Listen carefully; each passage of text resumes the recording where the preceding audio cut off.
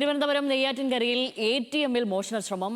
ആര്യങ്കോട് ഒറ്റശേഖരമംഗലം ക്ഷേത്രത്തിന് സമീപത്ത് സ്ഥാപിച്ചിരിക്കുന്ന SBIയുടെ ATMലാണ് കഴിഞ്ഞ ദിവസം രാത്രി മോഷണശ്രമം നടന്നത്. ATM മെഷീൻ തകർത്ത് പൊളിക്കാൻ ശ്രമിച്ചുവെങ്കിലും പരാജയപ്പെടുകയായിരുന്നു. ആര്യങ്കോട് പോലീസ് സ്ഥലത്തെത്തി അന്വേഷണം ആരംഭിച്ചു. അനിരു അശോകനാണ് വിവരങ്ങളുമായി ചേരുന്നത്.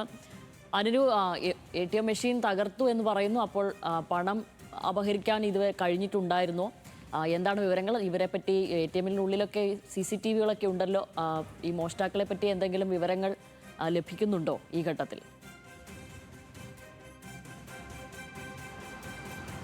ശ്യാമിലി, ഈ ഒരു മോഷണ ശ്രമവുമായി ബന്ധപ്പെട്ട് ഇപ്പോൾ CCTV ദൃശ്യങ്ങൾ പോലീസ് ശേഖരിച്ചിട്ടുണ്ട്. ഇത് സംബന്ധിച്ച അന്വേഷണവും ആരംഭിച്ചിട്ടുണ്ട്.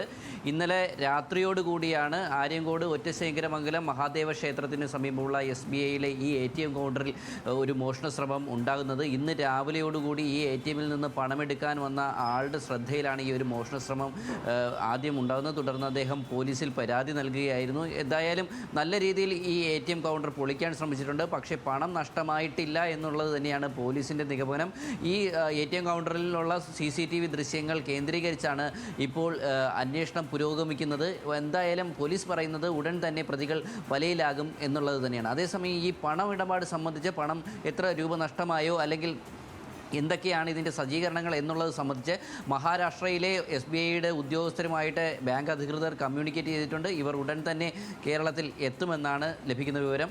ശ്യാമിലി. ശരി, അനിരു വിവരങ്ങൾ നൽകിയത്.